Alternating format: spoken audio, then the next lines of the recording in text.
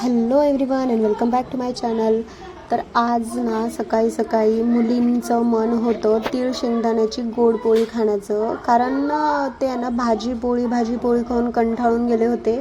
तर आता सुट्ट्या लागणार आहेत आणि फक्त आजचा एकच दिवस शाळा आहे. तर मुलांची हट्ट होती आणि शाळेतून सुद्धा असं सांगण्यात आलं होतं की मेसेज आला होता की मुलांच्या डब्यामध्ये काहीतरी गोड वगैरे द्या. तर आता आम्ही फराळाला तर अजून सुरुवात केलीच नाही आहे. तर मग मुलींचं म्हणणं होतं की तीळ आणि शेंगदाण्याची पोळी कर, आम्हाला आवडते पण आणि बाकी सगळ्या लेकरांना पण आम्ही शेअर करून खातो. म्हणून मस्त आहे ना, इथं छान तीळ आणि शेंगदाणे असे खरपूस भाजून घेतले मंद आचेवर. आणि त्याच्यानंतर ना मला आत्ता पोळी बनवण्यासाठी जेवढं लागणार होतं ना तेवढंच मी बाजूला काढून घेतलं आणि बाकीचं जे आहे ना ते डब्यामध्ये भरून ठेवलं. कारण मला माहिती होतं की हे संध्याकाळीसुद्धा मला हेच मागतील. त्यामुळे मी ऑलरेडी रात्रीचं सुद्धा प्रिपरेशन इथंच ठेवून टाकलं करून आणि थोडंसं आहे ना त्याच्यामध्ये तूप घालून ते बॅटर असं थोडंसं नरम करून घेतलं आणि मग पोळीचं पीठ मळून घेऊन त्याच्यामध्ये छान असे पोळ्या बनवण्यासाठी घेतल्या. आता मला हे ना याआधी खरंच सांगते, मी मागच्या व्हिडिओमध्ये जेव्हा सांगितलं होतं ना की मला पुरणपोळी ह्या गोष्टी येत नाही, तर आत्ता मी हळूहळू शिकत आहे आणि फक्त हे माझ्या मुलींसाठी शिकत आहे मी, कारण त्यांना आवडतं म्हणून. नाही तर आमच्या घरामध्ये खरंच कोणी खात नाही गोड पोळी वगैरे. आमच्याकडे फक्त नॉनव्हेज आवडतं. मग तुम्ही नॉनव्हेजमध्ये ना कितीही व्हेरायटी करा, सगळेजण आवडीनं खाऊन घेतील आणि कसंही होऊ द्या ते त्यांना आवडणारच. पण पुरणपोळी, हे तिळपोळी, गुळपोळी आहे ना, ह्या माझ्या मुली सोडल्या तर खरंच घरात कोणी खात नाही. त्याच्यामुळे मला आत्तापर्यंत शिकण्याची सुद्धा वेळ आली नाही. तर आत्ता मी हळूहळू ट्राय करत आहे. आता यूट्यूब आहे म्हटल्यावर आपल्याला काही प्रॉब्लेम येत नाही तसा.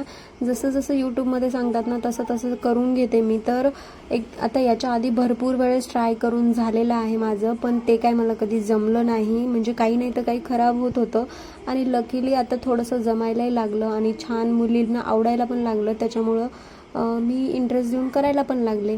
तर नाही तर छान अशी माझी पोळी बनवून मला झाल्या होत्या आणि माझी ना पोळी अशी परफेक्ट नाही झाली मला माहिती आहे, पण टेस्टला खरंच खूप छान लागत होती. आणि आता हे बघा, ही आहे ना बसली इथं गोड पोळीची वाट बघत. आणि लोक म्हणतात कुत्र्यांना टेस्ट कळत नाही, गोड आंबट खारट काहीच कळत नाही असं म्हणतात. साफ चुकीचं आहे. ही गोड पोळीची वाट पाहत बसली. हिला पुरणपोळी, तिळपोळी आणि शेंगदाण्याची पोळी हिला खूप आवडते. आम्ही जेव्हाही बनवतो तेव्हा हिच्यासाठी सुद्धा स्पेशली बनवतो.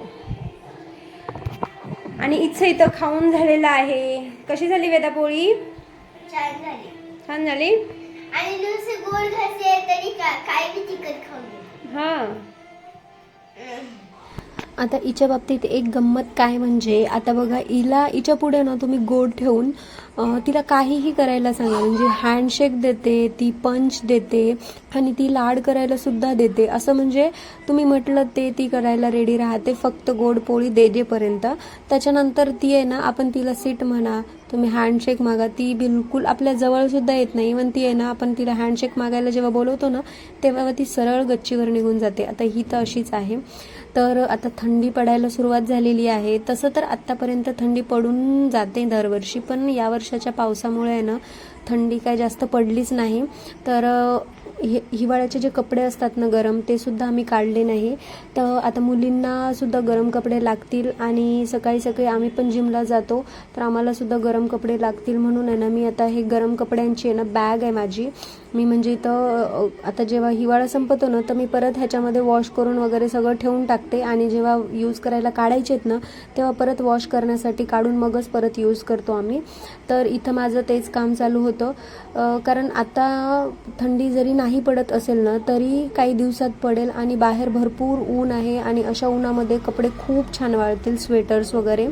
म्हणून मी ना आज डिसाईड केलं आणि 2-3 दिवसांपासून माझा विचार चालू होता की कपडे काढून वाळून वगैरे घेऊ, कारण ऊन छान पडत आहे. पण काय मुहूर्तच घडत नव्हता आणि अजून माझं दिवाळीचं घरसुद्धा साफसफाई करायचं राहिलेलं आहे, तर ते सुद्धा करायचं आहे. तर त्याचा कधी मुहूर्त लागतो आता ते सुद्धा माहिती नाही मला, पण लवकरच लागेल. आणि इथं आहे ना आमचे भरपूर आहेत कपडे. आता लेकरांचे तरी जास्त नाही आहेत कारण त्यांचे लवकरच छोटे होतात. त्याच्यामध्ये आहे ना मी जे छोटे होतील ना म्हणून ते काही काढलेच नाही कपडे. तर आता हे मोठेवाले जे कपडे आहेत ते छान असे वॉश वगैरे करून घेऊया आणि मस्त वाळवून ठेवूया. म्हणजे आपल्याला पुढं जी थंडी पडेल ना तेव्हा यूज करायला आपल्याला इझी पडेल. आता मशीन असल्यामुळं हे काम तरी आहे ना थोडं इझी पडतं. नाही तर विचार करा, आता हे जे एवढे मोठे मोठे एवढे जाड जाड वुलनचे कपडे ना आपल्याला जर हाताने धुण्याची वेळ येत असली ना तर काय होत असेल हालत. बापरे. आणि हे डेली वॉश करणं म्हणजे इम्पॉसिबल. मी पण म्हणजे पहिले तरी माझ्याकडे मशीन नव्हती आणि जेव्हापासून घेतली आहे ना मशीन तेव्हापासून खरंच मला छोटे छोटे सुद्धा कपडे हाताने धुण्याचा इतका कंटाळा येतो. तर मी सेपरेट करून लावते, पण माझ्याने हाताने धुणं काही होत नाही बाबा. तर इथं मस्त आपले कपडे आहेत ना धुवून वगैरे निघतात आणि अर्धे तर वाळून सुद्धा निघतात. तर हेच खूप मोठी गोष्ट आहे. चला मग आता ना संध्याकाळच्या स्वयंपाकामध्ये आज बनवणार होतो आम्ही नॉनव्हेज म्हणजे चिकन. कारण आता दिवाळी येणार आहे आणि आज आणि उद्या असं 2च दिवस आपण नॉनव्हेज खाऊ शकतो. मग परत अजून 8-10 दिवस तर आपल्याला काही खाता येणार नाही आहे नॉनव्हेज. म्हणून आमचा आहे ना आज 2 टाईमचं आम्ही चिकन बनवून घेणार होतो. म्हणजे सकाळी आणि संध्याकाळी. तर दोन्ही टाईमचं बनवणार होतो. आणि आम्ही तिघीसुद्धा नॉनव्हेज खात नाही. मी कधी खाते, माझी जर इच्छा असेल ना तर तेव्हा खाते मी. असं माझं असं काही टायमिंग नाही आहे मला या दिवशी खायलाच पाहिजे असं काही नाही. हां, पण मी अंडे वगैरे मीन्स 2-3 दिवस घेतोत आम्ही. तर आता पुढं जाऊन खाता येणार नाही 8-10 दिवस म्हणून आज आम्ही जास्त चिकन आणून घेतलं आणि मस्त चिकनची ग्रेव्ही भाजी केली. तर नॉर्मलच फोडणी दिली मी. छान खोबरं आणि कांदा आहे ना छान भाजून घेतला आणि मिक्सरमधून फिरवून घेतला आणि अद्रक आणि लसूणची पेस्ट करून घेतली आणि मस्त असं कांदा आणि टोमॅटो टाकून. आणि पहिले ना म्हणजे नेहमी जेव्हा मी चिकन वगैरे बनवते ना तेव्हा काय करते, चिकनला थोडं मॅरिनेट करून ठेवते. म्हणजे दही, लिंबू आणि थोडीशी लाल मिरची, हळद असं सगळं टाकून मॅरिनेशन करून ठेवते. पण आज ना आम्हाला 2 टाईमचं एकदाच बनवायचं होतं म्हणून मी ते काही तेवढी लेंदी प्रोसेस केली नाही. खूप इझी प्रोसेसमध्येच बनवलं मी आणि कुकरमध्येच बनवलं.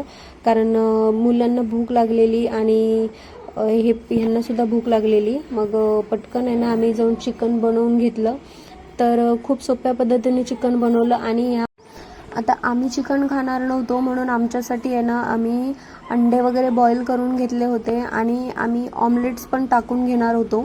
म्हणून आमचं आजचा दिवस तर आमचा आहे ना असाच जाणार होता नॉनव्हेजमध्ये.